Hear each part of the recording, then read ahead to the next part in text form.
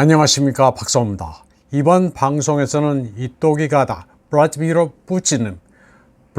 푸틴에게 들어보는 올해 성과라는 타이틀로 진행된 푸틴 대통령의 연례 회견에 대해 설명드리겠습니다. 이번 행사는 4시간 3분 동안 진행됐습니다.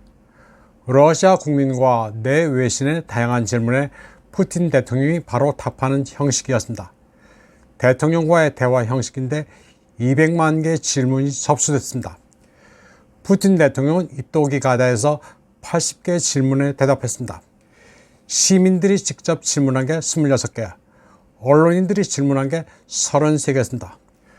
또 발표자들, 스튜디오 화면, 소셜미디어를 통해 접수된 여러 간단한 질문에도 푸틴 대통령은 친절하게 답했습니다. 드미트리 페스코프 크렘린 대변인과 뉴스 앵커 파벨 자루빈, 베르비 카날의 여성 사회자 예카체리나 베르조프스카야가 진행을 도왔습니다. 국민들과의 직접 소통과 기자회견을 결합한 독특한 형태의 행사였습니다. 푸틴 대통령은 아주 다양한 주제에 대해 설명했습니다. 그의 말 하나하나가 최고 권위의 월드뉴스였습니다. 푸틴 대통령은 우선 현재 진행 중인 특수군사작전은 목표가 완료될 때까지 계속 간다면서 이를 형제 간의 비극적인 내전이라고 말했습니다. 지금 서구 미디어들은 우크라이나가 땅을 좀 떼어주고 협상을 할 거라는 설들을 계속 흘리는데 그건 희망사항입니다.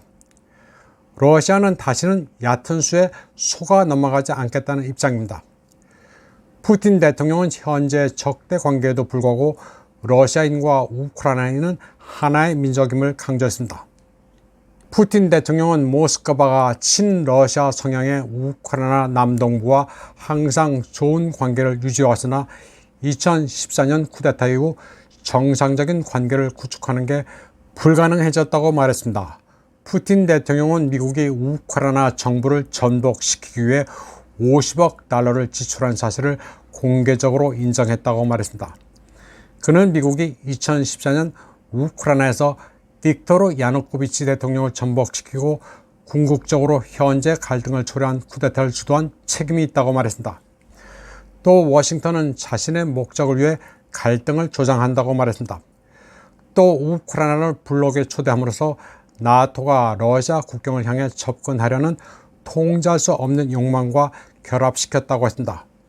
그리고 8년 동안 돈바스에서 벌어진 학살이 현재 비극으로 이어졌다고 강조했습니다.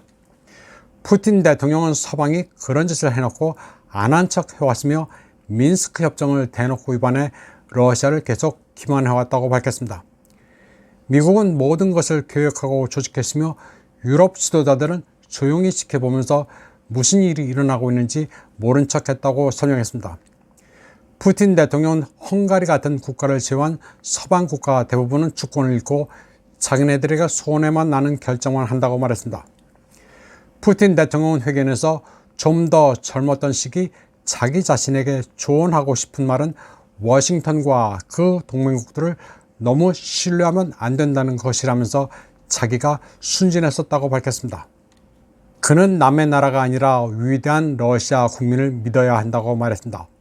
러시아 국민에 대한 믿음은 러시아의 부흥과 발전, 성공의 기초라고 강조했습니다. 푸틴 대통령은 그러면서 20년 전 자신의 정치적 궤적에 대해서는 긍정적으로 평가했습니다. 그리고 이 대목에서 V 나프라빌롬 뿌치 따바리쉬 동지 여러분, 당신들은 올바른 길에 있습니다. 란 레닌의 격언을 인용했습니다. 푸틴은 미국을 신뢰하려 애썼고 성의를 보였지만 좌절했습니다. 전 CIA 수석 분석가 조지 비비의 2019년 저서에 따르면 푸틴은 9.11이 일어나기 며칠 전 조지 부시 미 대통령에게 테러가 임박했음을 경고했습니다. 또 테러 공격 이후 바로 부시에게 전화를 걸어 애도를 표시했습니다. 그러나 이듬해 미국은 대탄도미사일 조약을 일방적으로 탈퇴했습니다. 그리고 워싱턴은 미사일 방어 시스템을 동유럽으로 확장했습니다. 또 나토는 바르샤바 조약 당사국이었던 중동부 유럽과 발트 3국으로도 범위를 넓혔습니다. 푸틴 대통령은 서방 관리들이 소련의 마지막 지도자 고르바초프에게 나토를 1인치도 확장하지 않겠다고 한 약속을 계속 어겨왔음을 반복적으로 지적해왔습니다. 푸틴 대통령은 유명한 2007년 뮌헨 연설에서 미국이 통제하는 단극 세계를 용납할 수 없다고 천명하기도 했습니다. 이또기 가다 회견에서 푸틴 대통령은 우크라이나에 주둔하고 있는 러시아군 병력 규모도 공개했습니다. 그는 61만 7천 명의 병사와 장교가 키예프와 싸우고 있다고 밝혔습니다. 푸틴 대통령은 현재 전방의 접촉선 길이가 2,000km가 넘는다면서 일부 지역에서는 문제가 있을 수도 있다고 인정했습니다. 첨단 전자전 장비가 특정 시점과 장소에서는 부족할 수도 있다는 점을 인정하면서 미비한 점을 개선하겠다고 밝혔습니다. 그에 따르면 61만 7천 병력 가운데 24만 4천 명은 2022년 9월 부분 동원으로 소집된 병력입니다. 또 4만 1천 명이 제대했다고도 했습니다. 그러면서 더 이상 추가 동원은 없다고 말했습니다. 푸틴 대통령은 우크라이나가 여름 반격 실패로 지도부가 절망에 빠졌다고 말했습니다. 키예프가 러시아의 작은 교두보에 편도 여행식으로 군대를 보내 계속 무의미한 희생을 하고 있다고 푸틴 대통령은 말했습니다.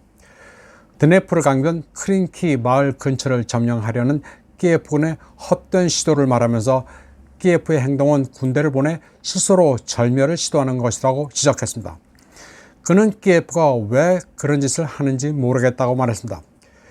푸틴 대통령은 또 서방 국가들이 제재를 통해 러시아의 통화 사용 능력을 제한함으로써 자국 경제에 피해를 주고 있다고 말했습니다.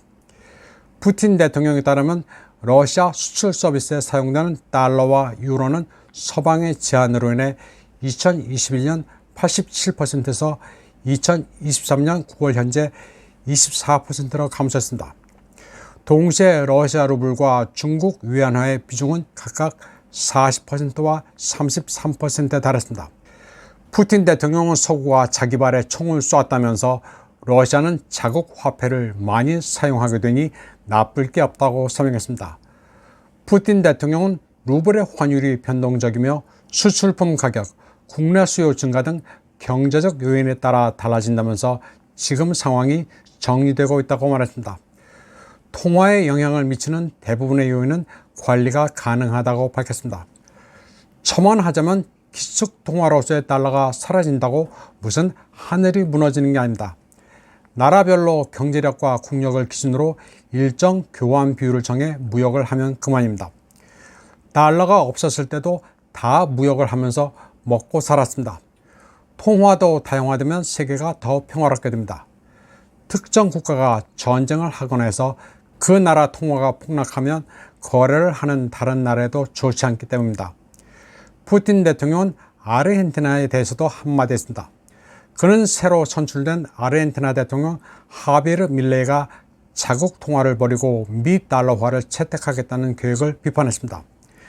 자국 통화를 포기하는 것은 주권 상실로 이어질 것이라고 말했습니다.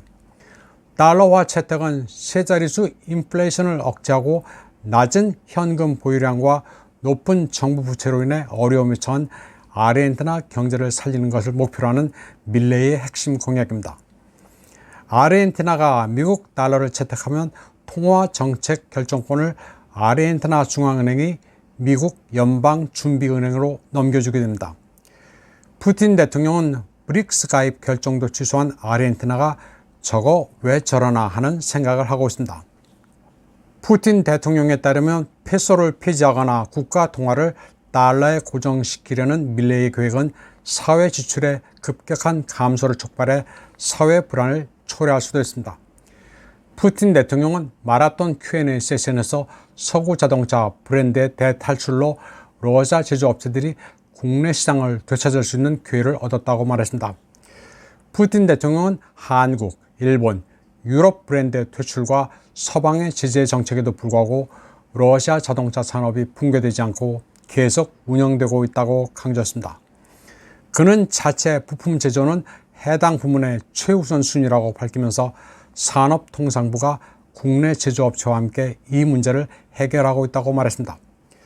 푸틴 대통령은 중국 자동차가 국내에서 점점 더 인기를 얻고 있다고 시작하면서 중국 자동차 제조업체들이 글로벌 시장에서 유럽 브랜드를 적극적으로 대체하고 있다고도 했습니다.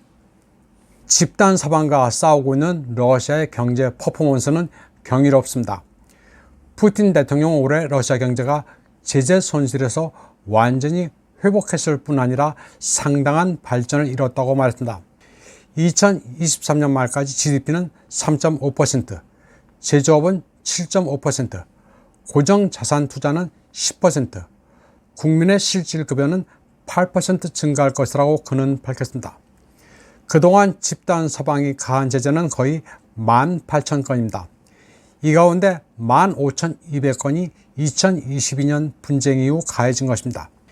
대러 제재는 이란, 시리아, 북한, 벨라루시, 베네수엘라, 미얀마, 쿠바에 가해진 것들을 합친 것보다도 많습니다. 집단 서방과 싸우면서 러시아는 다시 한번 국력과 국가 체질을 업그레이드했습니다. 푸틴 대통령의 대화 내용 가운데 중요한 것만 대충 요약했는데 궁금하신 분들은 kremlin.ru로 검색하시면 전문을 보실 수 있습니다. 이번 방송은 여기까지 하겠습니다. 시청해주신 여러분 감사합니다.